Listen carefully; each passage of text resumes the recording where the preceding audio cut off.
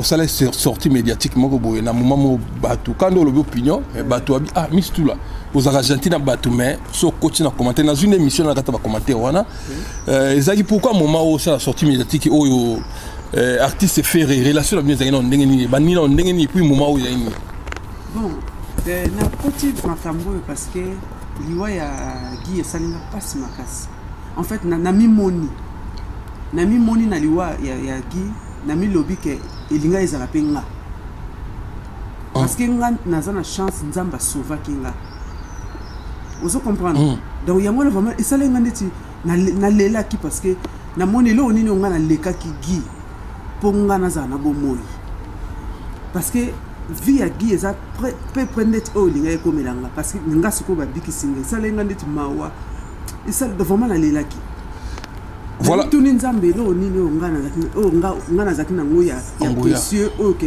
abiki singa megi ya kokyo biki saite esalenga retour ah mais kolo bongo ya lokolo ozobona ko artiste faire mutale alegi je confirme le mane na confirme o confirme ni au moins na migi na lobagi peut-être mais le vraiment na confirme motivation ya nini o confirme pourquoi na confirme ngo po na talipe oyo Orly alobaki et oyo Orly gola alobaki na moni vraiment que oui na tapaki vraiment juste ado yo saki mission avant Orly na saki mission avant Orly nga na lobby na petit point de vue nga par rapport ya histoire ya nga amitié ya biso mibale nenga linga liquidenga vous comprenez oui. Mais après na mona jour et lundi Orly pas salinga bien bon na ki na raison pour nga so na lobby likambu na toujours na relation na affaire ozolo ba makambo ke ozo kumisa nzambe ndenge mune na mboka na yebaki les équipes étonnées parce que soki nga na bengi mona yeso ya mona yi so mais nini ngizoka yaka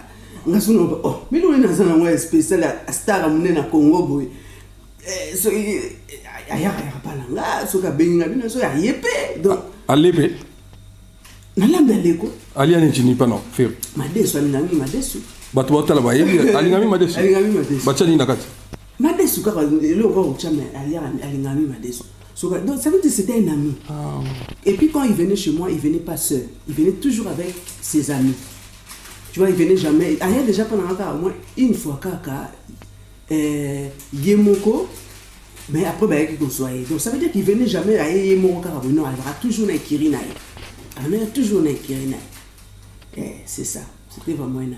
Si vous avez oyemba, est-ce que vous proposez que vous salez moins loco pour tant que oyemba qui n'a pas oyemba. N'a pas de senga kaiti. Comme ça benganga. Te liboso ko ta proposé ngana sala clip. Proposé ngana sala clip pour porte-monnaie. Mon porte-monnaie. Elengi ngana non est ça clip mais il faut na latati. Ton a lipse ka makambo il faut na lata.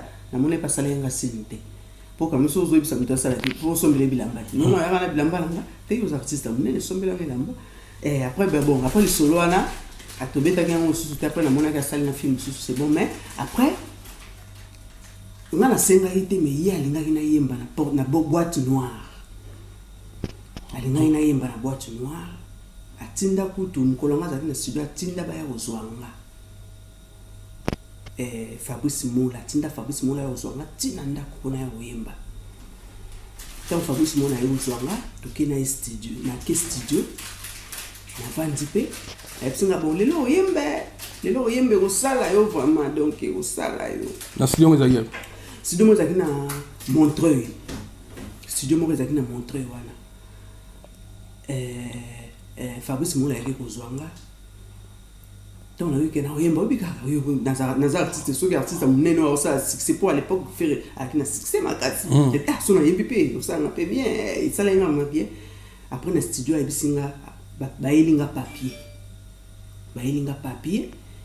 et bisinga zoa papier comment kombo ya papa ya maman ya tante oncle ba côté papa tante oncle ba côté maman poni et ba koko na yo bani na papier quoi et ça texte nzembo kuna makambo wana te ya bisinga na koma ba kombo a famille nanga maman papa okomi ba tante ba oncle côté papa okomi ba tante ba oncle côté maman ba elinga vraiment fait ko Mistula, est-ce que vous avez Fabrice Moula trop de car à Ebani? Fabrice Moula la personne de Rimbote.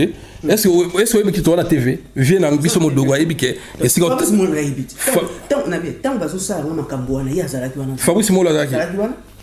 Et puis Fabrice Moula dit oui Mistula comment? Ça veut dire que même ba petit na yedo on a été sur à initier bango, on a été sur à côté ça bango na G, il faut ça. Et puis Fabrice Moula bandé quoi appuyer on va Mistula comment talaka vraiment solo comment kaka.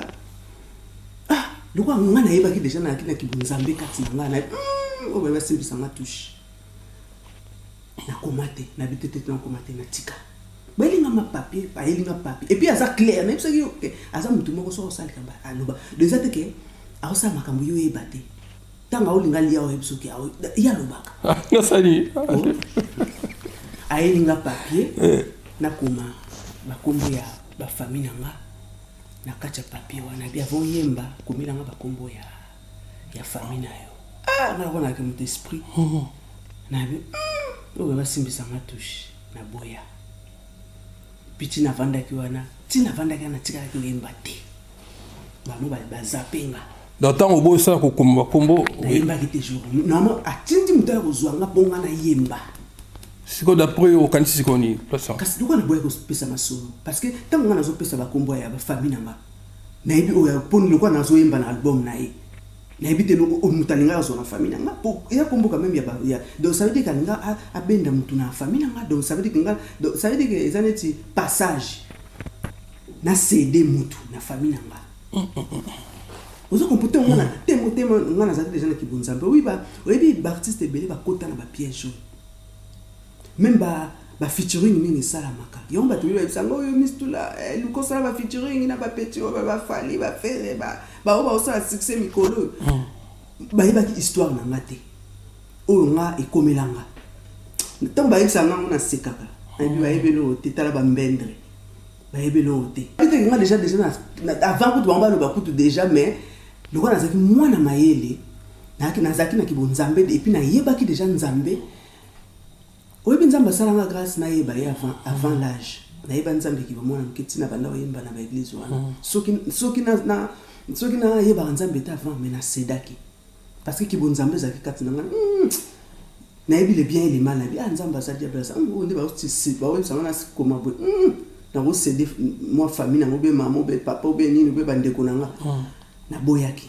Et puis on a boyaki na monika ka afeta kangelongi. Et puis bah on bête ma sous na ndenge na yaki ba yaki ko zwanga tindi mutayo zwanga pona yemba ki sute ti na suka na bi abi Fabrice Moula que nous on ça y